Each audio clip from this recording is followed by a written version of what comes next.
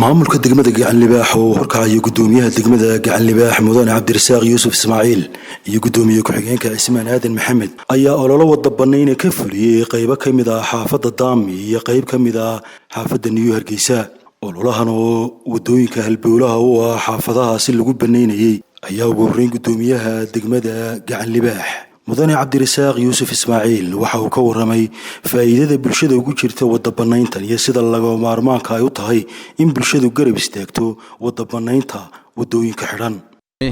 sidii caadada noo ahayd maanta waxaanu ololaha wada bannayn ka bilownay xaafadan Daami oo wadooyinkoodu ay aad u xun yihiin oo wada xidhan yihiin. dhammaan waxaan ku boorinaynaa shacbiga degan xaafadan inay wadooyinka furaan hadday tahay dhagaxan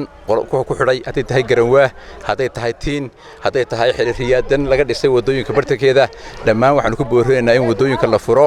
annaguna insha Allah bishan dhexdeeda waxaan ku jiri doonaa degmada xaafadan Daami oo wadooyin badan ka saari doono meelo badan oo xidhan aan furi doono. mid kale xaafadan waxaan ogeysiinayaa sida ugu dhaqsaha badan la cashuurtii ku waajibtay ay iskaga soo bixiyaan guryo badan waxa jira cashuurtii aan soo bixin cashuurtu ayagii dan u tahay waa taa lagu shaqeynayo hadiyo habeen annaguna waxaanu ballan qaadaynaa cashuurtoodii inaanu gacan amni ay ku dhici doonto insha Allah. waxa kale dadka u sheegayaa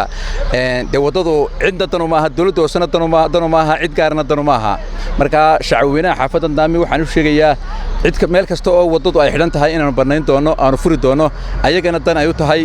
ayaguna ay mari doonaan ay manafacsan doonaan wixii ku dhuuman jiray tuugtii hadday tahay iyo hadday dadkii xumaa tahayba dhammaan ayagana ay ka reysan doonaan insha Allah. inta kalena gudoomiye ku-xigeenka degmada gacan libaax mudane Cismaan Aadan Maxamed ayaa sheegay in degmada gacan libaax wado dardar ay ku bannaynayso wadooyinka xidhan taasoo laga maarmaan u ah nolosha iyo socodka bulshada. waxaanu saaka ka shaqeynaynaa wadooyinkii wada bannaynta ee noo qorshaysnaa kuwa kamid ah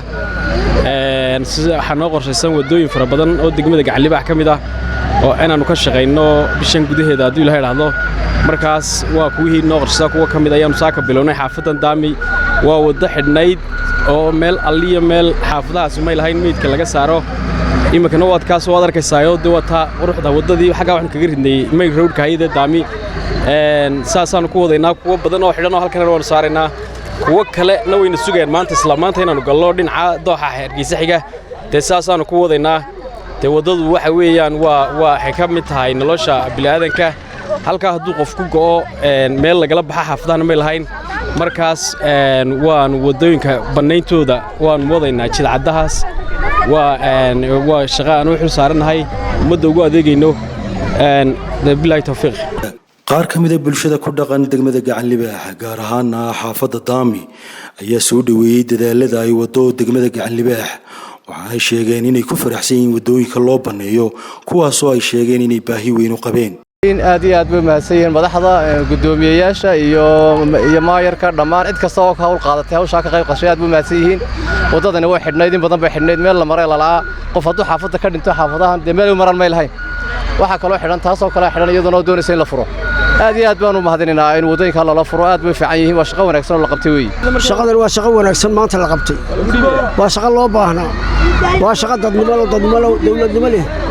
madaxdu soo abaabushay madaxda kale isugu timid halkan shaqada wadata way ku mahadsan yihiin ilaahay khayr iyo baraka haydi siiyo guul iyo khayr baan idin rajaynaynaa waa arrin loo baahnaa oo wado loo baahnaa waa nimco loo baahnaa ciddii soo dirtay ciddii kaga shaqaynaysaa kulli waa wada ammaanayeen.